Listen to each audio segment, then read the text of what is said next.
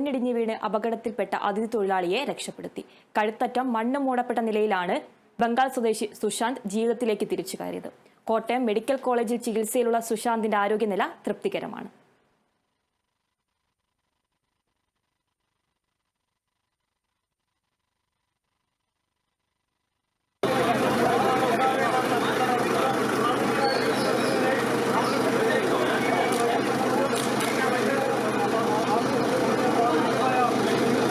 മറിയപ്പള്ളി പൊൻകുന്നത്തുകാവ് ക്ഷേത്രത്തിന് സമീപം സ്വകാര്യ പുരയിടത്തിൽ കൽക്കെട്ട് നിർമ്മാണത്തിനിടെയാണ് മണ്ണിടിഞ്ഞു വീണ് അപകടമുണ്ടായത്.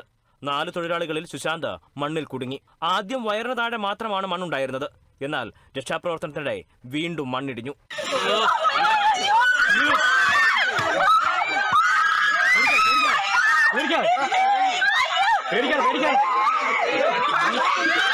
രണ്ടാമത് മണ്ണിടിഞ്ഞത് തലമൂടിയെങ്കിലും ആ ഭാഗത്തെ മണ്ണ് രക്ഷാപ്രവർത്തകർ ശ്രദ്ധാപൂർവ്വം നീക്കി. കഴുത്തിന് താഴെ മണ്ണ് നിറഞ്ഞ സമയം പോലീസിനും ഫയർഫോഴ്സിനുമൊപ്പം ഒരു നാട് മുഴുവൻ കൈകോർത്തു.